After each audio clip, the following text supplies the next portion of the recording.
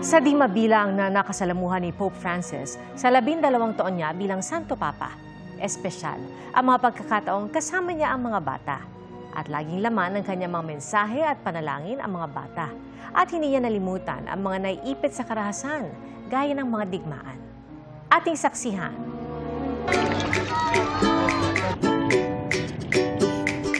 Minahal na marami si Pope Francis, hindi lang dahil sa kung paano niya pinangunahan ang simbahang Katolika, kundi dahil sa mapagkumbaba niyang pakikitungo sa mga tao, lalo na sa mga bata. Binasbasan at hinagkan niya ang mga may sakit at may kapansanan. Hinikaya at niilapit sa kanya ang mga bata.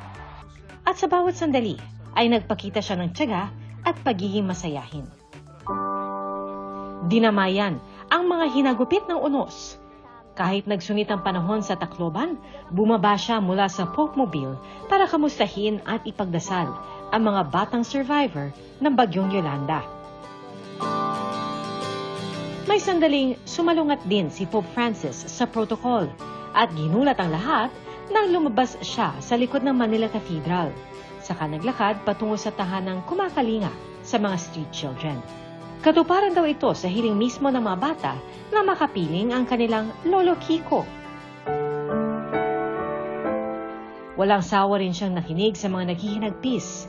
Marami na po ang mga batang pinabayaan ng kanilang mga magulang. Bakit po pumapayag ang Diyos na may ganitong nangyayari?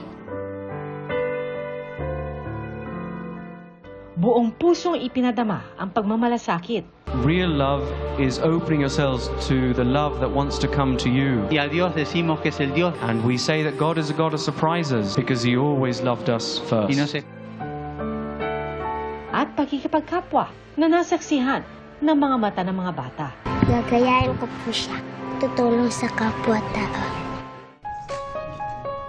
Bukod sa paghahayag ng salita ng Diyos, ilang beses ginamit ni Pope Francis ang kanyang boses para manawagang itigil ang mga giyera at karahasan bilang pagsaalang-alang din sa kapakanan at kinabukasan ng mga bata.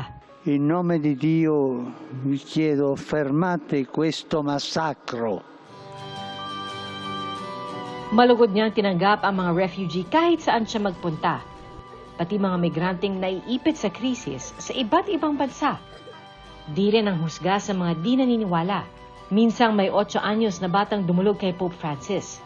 Mapupunta raw ba sa langit ang namayapang ama na hindi raw mananampalataya sa Diyos? Sabi ni Pope Francis, tanging Diyos ang nagpapasya kung sino ang makakapasok sa langit. At may puso ang Diyos para sa isang mabuting ama. Chi dice chi va in cielo è Dio. Ma com'è il cuore di Dio davanti a un papà così? Com'è? Cosa vi sembra a voi? Un cuore di papà. Ang maikling sandaling yon, pinawi ang pighati sa puso ng bata. Però devo dire che è stato piuttosto rassicurante abbracciarlo e comunque mi è stato di conforto. Larawan din ng kababaang loob ang paghingi niya ng tawad sa naging papel ng simbahan sa pagpapahirap na naranasan ng mga katutubo. Kabilang ang mga bata sa paaralan. Nasa harap namin ang Papa! Nasa harap namin ni Vicky Morales si Pope Francis! Sa paglisan ni Pope Francis, kasama sa mga iiwan niya ang ipinadamang pagmamahal sa bawat nilalang mula sa pinakamusmos. Ang mensahe niyang ipinarating sa bawat sulok ng mundo, walang papantay o mas mahalaga sa buhay ng isang bata. Mga kapuso, maging una sa saksi.